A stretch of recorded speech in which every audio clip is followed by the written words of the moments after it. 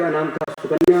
एक बार राजा सरियाती जंगल में भ्रमण करते जा रहे थे और उनको यह ज्ञान नहीं था कि महाराज च्यवन का आश्रम है, और भ्रमण करते करते वहां चले गए।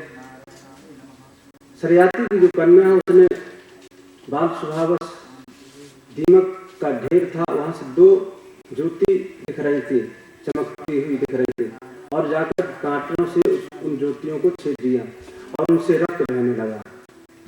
और जैसे ही रक्त बहा की इधर सरियाती की जो सैनिक थे सब की क्रियाएं बंद हो गई, और इस प्रकार से जब उनका मलमूत्र आदि सब बंद हो गए तो बड़े चिंतित हो गए कि किस प्रकार से हो गया। उन्होंने सोचा कि अवश्य हो सकता है महाराज च्यवन का आश्रम है, हो सकता हम लोगों से कुछ अपराध हुआ है। सभी से पूछा गया तो सुकन्या ने डरते हुए कहा, सुकन्या प्राहतकरम भीता किंचित कृतम मया द्वे ज्योतिषी अजानित्या निर्भिन्ने कंटके नवै। पिताश्री, मैंने थोड़ा अपराध कर दिया, मैंने देखा 2 ज्योति दिख रही हैं और मैं समझ न पाई, मैंने उनमें कांटा से छेद दिया उनको और उनसे रक्त बहने लगा। महाराज सरियाती समझ गए कि ये तो अपराध हो गए हमसे, जाकर के वहां पर पड़ गए और क्षमा याचना की। मुनि ने कहा कि आपकी पुत्री की अवस्था क्या है, उसका विवाह हुआ या नहीं। राजा सरियाती समझ गए और उन्होंने उनके साथ उनका विवाह कर दिया, अपने राज्य में आ गए। सरियाती की वह कन्या सुकन्या च्यवन ऋषि को प्राप्त करके बड़ी प्रसन्न थी और उनकी सेवा करती थी। एक दिन च्यवन ऋषि के आश्रम में अश्विनी कुमार आदि आए।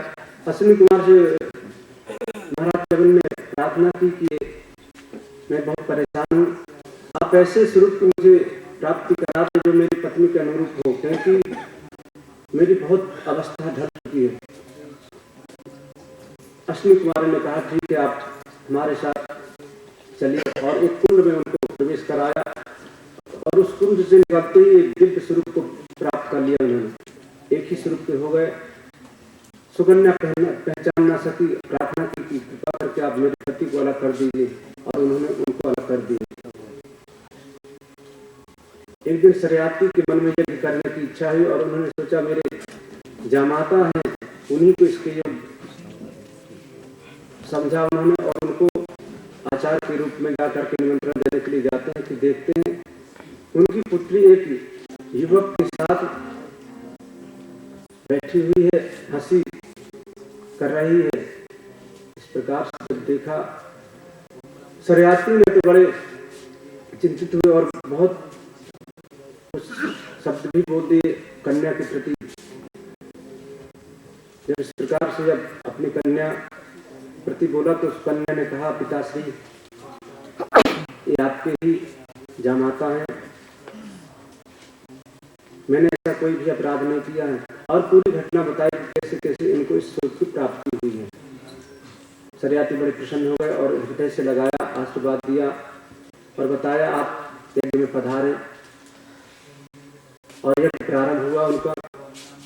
अश्विनी कुमार आदि आए। अश्विनी कुमारों को जैसे उनका भाग दिया जाने लगा, इंद्रादि देवता उपद्रव करने लगे। महाराज च्यवन ने उनको वहीं स्तंभित कर दिया अपने तप के प्रभाव से। सभी ने प्रार्थना की तो च्यवन ने सबको खुशी प्रदान की। सुखदेव जी कहते, राजन, इन्हीं सरियाती के ही वंश में आगे चल के एक राजा हुए रेवत।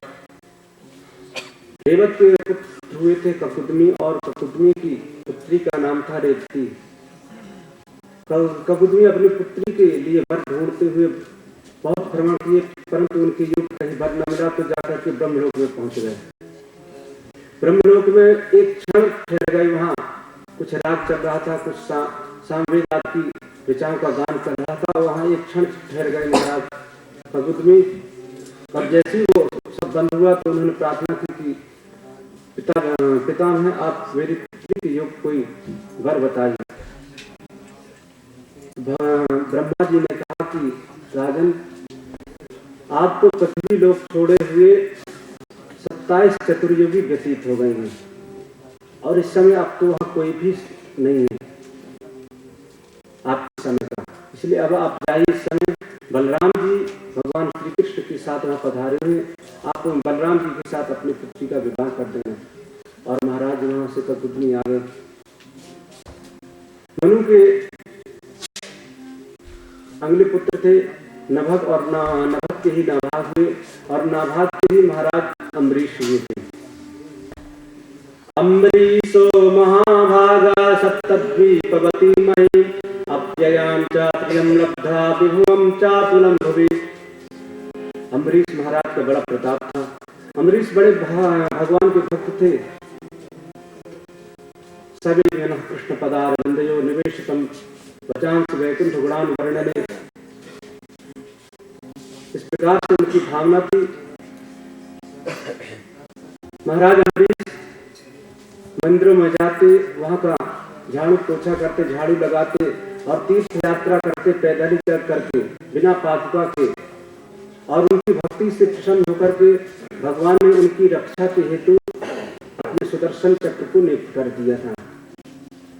इस प्रकार से भ्रमण करते करते अम्बरीश महाराज तीर्थों की यात्रा करते और अपने राज्य में रहने लगे। एक बार उनके मन में इच्छा हुई कि एकादशी का व्रत करना चाहिए, और 1 वर्ष तक चलने वाला व्रत ले लिया उन्होंने। 1 वर्ष बड़ा सुंदर व्रत किया, और जैसे ही 1 वर्ष व्यतीत हुआ, पारण करने के लिए उन्होंने सोचा द्वादशी में पारण करेंगे। उस समय द्वादशी कुछ कम थी। स्नान आदि करके पूजा करके पारण के लिए जैसे उद्यत हुए, तो उसी समय दुर्वासा ऋषि वहां पहुंच गए। दुर्वासा ऋषि का स्वागत किया अम्बरीश ने और कहा, आप सही समय से पधारे प्रभु, आज प्रसाद पाइए और उसके बाद हम भी प्रसाद पाएंगे। दुर्वासा ने कहा, ठीक है, मैं जा रहा हूँ, अभी मैं नित्य कर्म आदि अपने करके आऊंगा, उसके पश्चात प्रसाद पाऊंगा। और दुर्वासा ऋषि वहां चले गए, अपने संध्या वंदन आदि में लग गए, और बहुत समय व्यतीत हो रहा था। द्वादशी कुछ कम ही थी उस समय। उन्होंने सोचा अगर द्वादशी में पारण नहीं करते हैं तो दोष लगेगा। तो लोगों से पूछा कि इसके लिए क्या करना चाहिए, तो लोगों ने बता दिया कि जल पान करने से, चरणोदक लेने से भी दोष नहीं लगता है और पारण भी हो जाता है। राजा ने यही किया, परंतु जैसे ही दुर्वासा वहां आए, उन्होंने देखा कि राजा ने पारण कर लिया है, तो बड़े क्रोधित हो गए और तुरंत उन्होंने एक प्रत्या को प्रकट कर दिया।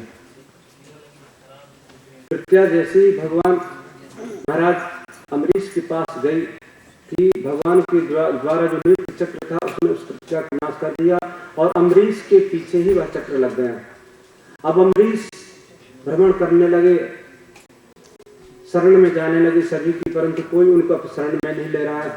ब्रह्मा जी के पास गए, भगवान शंकर के पास भी गए, सभी ने असहमति जगाई, बताई और कहा कि हम किसी प्रकार से उस चक्र से आपकी रक्षा नहीं कर सकते हैं।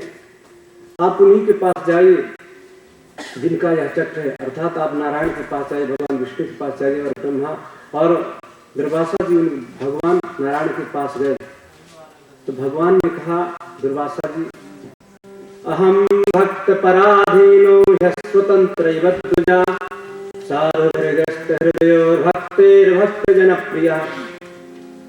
मैं तो भक्तों के अधीन हूँ, इसलिए मैं आपकी कुछ भी मदद नहीं कर सकता हूँ।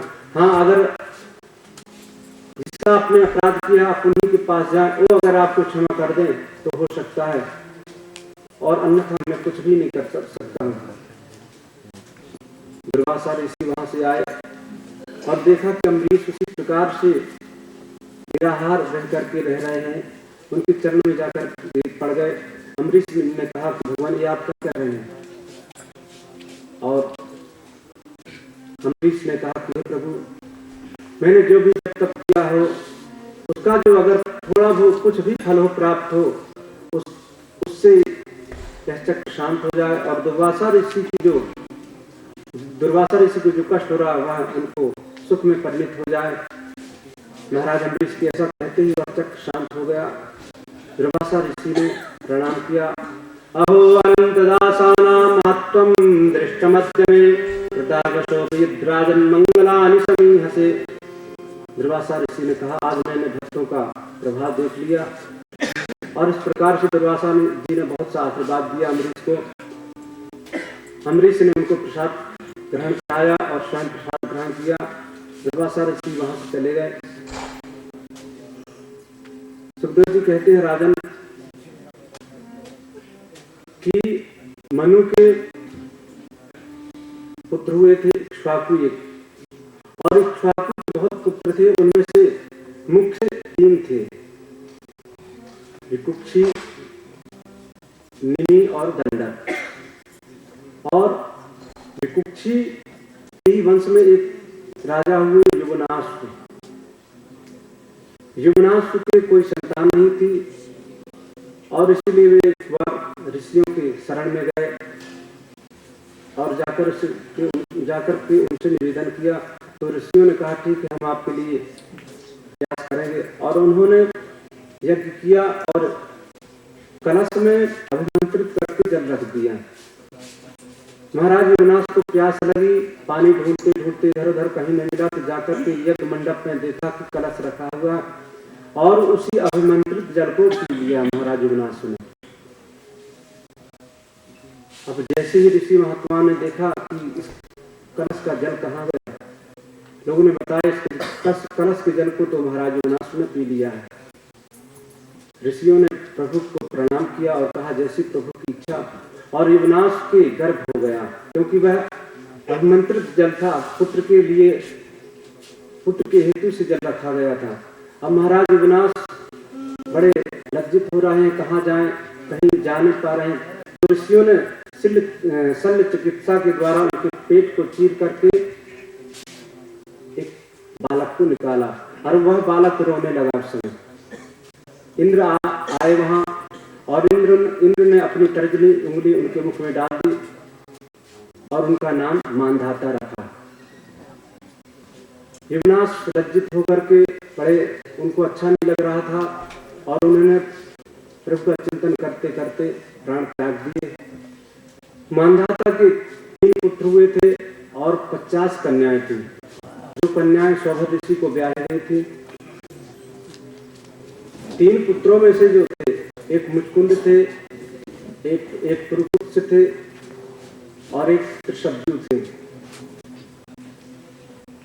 तो जो पुरुकुत्स थे इन्हीं के वंश में आगे चल के एक राजा होते हैं त्रिवंधन, और त्रिवंधन के हुए महाराज त्रिशंकु। त्रिशंकु ने एक बार जाकर के ब्राह्मण की कन्या को हरण कर लिया। तो इनके पिता ने उनको श्राप दे दिया चांडाल होने का। विश्वामित्र की शरण में गए। विश्वामित्र ने इनको सशरीर स्वर्ग लोक भेजने का निश्चय किया और भेजा भी, परंतु देवताओं ने देखा कि तो सशरीर स्वर्ग लोक आ रहे हैं और उन्होंने वहीं से उनको धक्का देके नीचे गिरा दिया। अब त्रिशंकु नीचे आए, तुरंत चिल्लाने लगे गुरुदेव मुझे बचाइए। विश्वामित्र ने वहीं हाथ दे करके रोक दिया और बोल दिया वहीं ठहर जाओ। और त्रिशंकु उसी प्रकार से नीचे सिर और ऊपर पैर करके लटक गए। त्रिशंकु के पुत्र हरिश्चंद्र के कोई पुत्र नहीं हुआ। तो नारद जी ने उपाय बताया कि आप वरुण की आराधना करें। वरुण की आराधना की, उनके एक पुत्र हुआ, नाम रोहित रखा। और आगे चल के इन्हीं के ही वंश में एक राजा हुए बाहुक। बाहुक का राज्य शत्रुओं ने छीन लिया था और उनको राज्य से निष्कासित कर दिया, भगा दिया। बाहुक जंगल में रहने लगे और इनकी जो पत्नियां हैं उनमें से जो बड़ी पत्नी थी गर्भवती थी, उसके गर्भ था। बाहुक की मृत्यु हुई तो उनकी जो बड़ी पत्नी थी वो भी सती होना चाहिए। और वो नाम के ऋषि ने जिन्होंने इनको शरण दी थी उन्होंने कहा कि देवी आप गर्भवती, आपके गर्भ में संतान, इसलिए आप अपने शरीर का परित्याग न करें। और उनकी इस प्रकार की बात सुन करके रुक गए। परंतु उनकी जो सौत थी उन्होंने बड़ी रानी को अपनी सौत को विष दे दिया और जिसके कारण जो बालक जन्मा वह विष के साथ ही जन्मा, घर के साथ ही जन्मा, इसलिए उसका नाम सगर पड़ गया। सगर की 2 पत्नियां थी, केशनी और सुमति। सुमति से 60,000 पुत्र हुए और केशनी से एक पुत्र हुआ जिसका नाम था अक्षमंजस। महाराज सगर ने यज्ञ किया, यज्ञ की अश्व को इंद्रदेव चुरा करके ले गए और जाकर के कपिल महाराज के आश्रम में उसको बांध दिया और वहां से चले गए। इनके 60,000 पुत्र खोजते खोजते गए, वहां जाकर के देखा कपिल के आश्रम में घोड़ा बंधा हुआ है, तो क्रोध में आकर के कुछ अपशब्द बोल दिए और महामुनि कपिल ने नेत्र अपने धीरे धीरे खोले कि उनके नेत्र खोलते हुए सभी भस्म हो गए। असमंजस के पुत्र थे अंशुमान। अंशुमान ने जाकर के उन सबकी खोज की, जाकर के देखा कि यहाँ अश्व बंधा हुआ है और उनके जो चाचा लोग हैं सबकी मृत्यु हो चुकी। जाकर कपिल भगवान को प्रणाम किया। कपिल भगवान ने कहा इनकी मुक्ति का एक ही उपाय है कि गंगा का अवतरण हो, गंगा का स्पर्श से पाएंगे तो इनकी मुक्ति हो जाएगी। तो महाराज अंशुमान ने तप किया, फिर भी गंगा को लाने में सक्षम न हुए। अंशुमान के पुत्र हुए दिलीप, उन्होंने भी बड़ा घोर तप किया, वो भी न ला सके गंगा को। और उन्हीं के दिलीप के पुत्र हुए थे भगीरथ। भगीरथ ने बड़ा कठिन तप किया। गंगा माता प्रसन्न होकर के प्रकट हो गई, बोली मैं चलूंगी तो सही, परंतु मुझे धारण करने वाला तो कोई चाहिए, क्योंकि मेरा इतना वेग है कि अगर मुझे कोई रोकेगा नहीं तो मैं सीधे शातल में चली जाऊंगी। तो भगीरथ ने भगवान शंकर की आराधना की। भगवान शंकर ने कहा ठीक है, मैं उनको धारण करूंगा, और धारण कर लिया भगवान शंकर ने। और गंगा माता पीछे पीछे चल रही हैं और महाराज भगीरथ आगे आगे चल रहे हैं। और जैसे बहुत आगे निकल गए कि एक जन्नू नाम के ऋषि थे। उन्होंने देखा कि मेरी कुटिया तो बह गई है, तो उन्होंने उसका पान कर लिया। भगीरथ ने देखा कि गंगा माता तो आ ही नहीं रही, कहाँ गई, तो देखा एक ऋषि ने पान कर लिया। जाकर के उनसे निवेदन किया तो जन्नू ऋषि ने अपनी गंगा को फाड़ कर उनको निकाला और आगे आगे चल करके गंगा सागर में जैसे पहुंची, जाकर के कपिल आश्रम में पहुंची और जैसे उस भस्म से स्पर्श किया कि उन सभी जो 60,000 पुत्र सगर के उनकी मुक्ति हो गई, सभी लोग मुक्त हो गए। सुखदेव जी कहते हैं राजन, इन्हीं के वंश में आगे चल के एक राजा हुए थे जिसका नाम था सौदास। सौदास का नाम एक नाम है, कलमाशपाद भी नाम है। उनके कोई संतान नहीं थे। एक बार जंगल में गए, वहां जाकर के 2 भाई रहते थे राक्षस, उसमें से एक का इन्होंने वध कर दिया और एक का वध करने के पश्चात ये आ गए। उस एक दूसरे भाई ने सोचा इनसे मैं अवश्य बदला लूंगा, और बदला लेने के लिए वह एक दिन रसोइया बन के आया उनके यहाँ, और रसोइया बन के उसने एक दिन मांस बना करके गुरु वशिष्ठ के सामने रख दिया। गुरु वशिष्ठ ने देखा है तो मेरा धर्म भ्रष्ट करना चाहता राजा, उनको श्राप दे दिया राक्षस होने का। कलमाशपाद ने सौदास ने देखा कि तो बिना सोचे समझे मुझको इन्होंने श्राप दे दिया। वो भी जल ले लिया अपने हाथों में। श्राप देने के लिए जैसी उद्यत हुई कि उनकी पत्नी मदयंती, उन्होंने मना किया कि ये आप क्या कर रहे हैं। महाराज कलमाशपाद ने सौदास ने उस जल को अपने पैरों पर डाल लिया, जिससे उनका नाम कलमाशपाद पड़ गया। राक्षस स्वरूप को प्राप्त कर हुआ उनको गुरु से निवेदन किया तो उन्होंने कह दिया ठीक है, 12 वर्ष तक तुम इस राक्षस स्वरूप को प्राप्त करोगे, उसके पश्चात तुम अपने स्वरूप को प्राप्त कर लोगे। और जाकर के जंगल में भ्रमण करते रहे। जब उनके स्वरूप को पुनः प्राप्ति हो गई तो अपने यहाँ आ गए। उन्होंने एक अपराध कर दिया था जंगल में ही, एक ब्राह्मणी के पति को मार दिया था, जिससे उन्होंने श्राप दे दिया था कि आप पुत्र की कामना से अपनी पत्नी के पास जाएंगे तो आपकी उसी समय मृत्यु हो जाएगी। महाराज बड़े चिंतित हो गए कि अब किस प्रकार से पुत्र हो, संतान तो है नहीं। वशिष्ठ जी से उन्होंने निवेदन किया। वशिष्ठ जी ने कहा ठीक है, मैं उपाय करता हूँ। और वशिष्ठ जी ने अपने तपोबल से मदयंती को गर्भ धारण कराया, परंतु वह 7 वर्ष तक वह बालक जन्म नहीं लिया। 7 वर्ष तक वह गर्भ में ही रहा। वशिष्ठ जी ने अस्म अर्थात पत्थर से को पीटा, जिससे जिससे उस बालक का जन्म हुआ और इसीलिए उसका नाम अस्मक पड़ गया। इन्हीं के वंश में मूलक हुए और आगे चल के इन्हीं के वंश में महाराज खट्वांग हुए। खट्वांगा दीर्घबाहुश्चार घुस्तस्मात् पटुस्रवः अजस्ततो महाराजस्तस्मात् दशरथो भवत्। खट्वांग के दीर्घबाहु के अज हुए और अज के रघु हुए और इन्हीं के वंश में महाराज दशरथ का जन्म हुआ और दशरथ के ही यहाँ प्रभु का प्राकट हुआ। परंतु इन सब कथाओं को भगवान की राम की कथा में प्रवेश करने से पूर्व आइए हम लोग प्रभु का नाम संकीर्तन करते हैं। उसके पश्चात प्रभु राम की संक्षिप्त में कथा श्रवण करेंगे। भज गोविंद गोविंद गोपाल, भज गोविंद गोविंद गोपाल, भज गोविंद गोविंद गोपाल, भज गोविंद गोविंद गोपाल।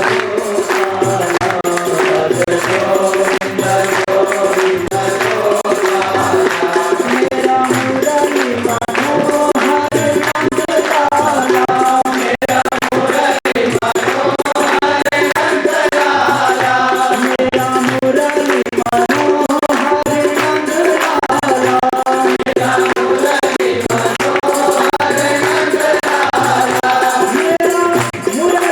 नंदलाला,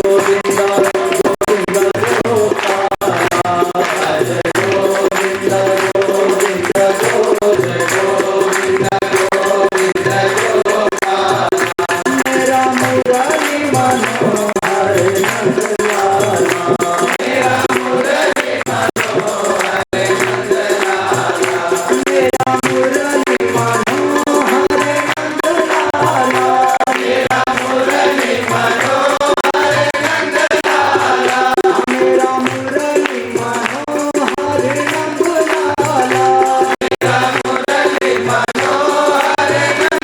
मनोहर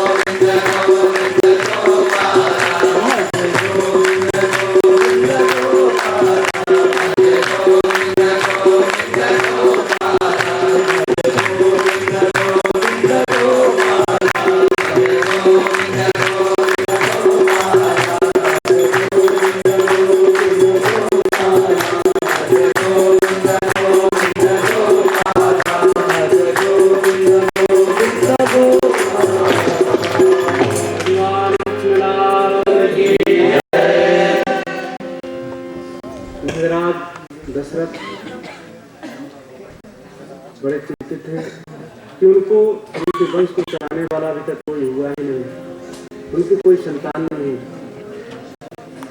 और एक बार गुरु वशिष्ठ के पास जाते हैं, उनसे निवेदन किया। गुरु वशिष्ठ ने कहा, राजन आप चिंता न करें, आपके यहाँ पर परमात्मा का प्राकट होगा, आप थोड़ा भी चिंता न करें। और प्रभु अपने अंशों के साथ आएंगे और आप यज्ञ कीजिए, पुत्र कामेष्टि यज्ञ कीजिए। और उन्होंने यज्ञ किया और उस यज्ञ से बची हुई जो चर्म थी उसको महाराज दशरथ की रानियों में विभक्त कर दिया और उन्हीं के यहाँ प्रभु का प्राकट होता है। प्रभु कौशल्या के यहाँ आते हैं। सुंदर स्वरूप से प्रभु ने सर्वप्रथम तो दर्शन दिया उनको, कौशल्या माता को। और कौशल्या माता ने जैसे प्रभु का दर्शन किया तो बड़ी प्रसन्न हो गई। माता ने कहा कि प्रभु आप इस प्रकार के स्वरूप को लेकर आए हैं,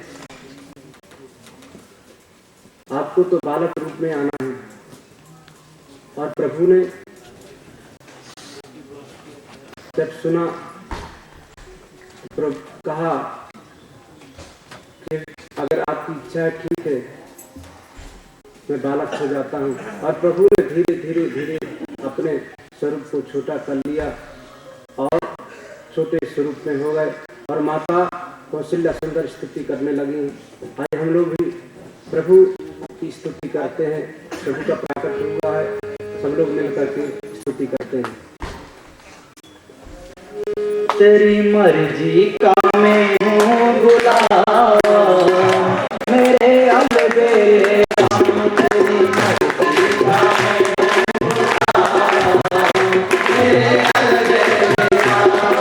गुलाम, मेरे अलबेले राम।